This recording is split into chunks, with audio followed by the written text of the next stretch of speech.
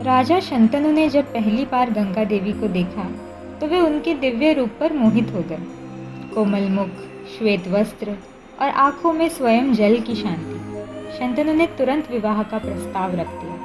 गंगा मुस्कुराई पर एक शर्त रखी, राजन, आप मुझे कभी किसी कर्म के लिए प्रश्न नहीं करेंगे। जिस दिन आपने मुझे रोका उसी दिन मैं आपको छोड़कर चली जाऊंगी। प्रेम में अंधे शंतनु ने तुरंत हाँ कर दी।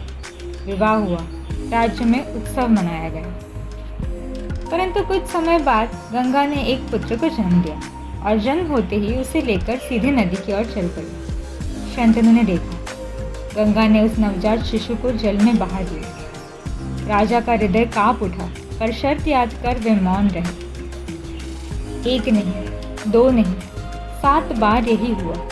7 नवजात पुत्रों को गंगा ने स्वयं जल को समर्पित कर दिया। शंतनु अंदर ही अंदर टूटने लगे, परंतु प्रेम और वचन ने उनके होठ बंद रखे। फिर जन्म हुआ 8वें पुत्र का, और जब गंगा उसे लेकर फिर नदी की ओर बढ़ी, शंतनु स्वयं को रोक न सके। वे चीख उठे, ये कैसा क्रूर कर्म है देवी, आप माँ होकर अपने ही पुत्रों को जल में क्यों डुबो रही है। गंगा ठहर गई, उनकी आंखों में पहली बार दुख था। वे धीरे से बोली, राजन, आज आपने अपना वचन तोड़ दिया।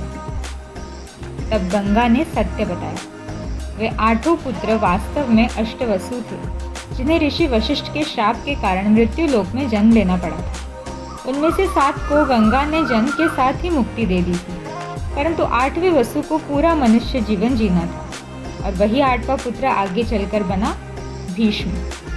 ये कहकर गंगा उस शिशु को लेकर अंतर्ध्यान हो गई। शंतनु बस देखते रह गए।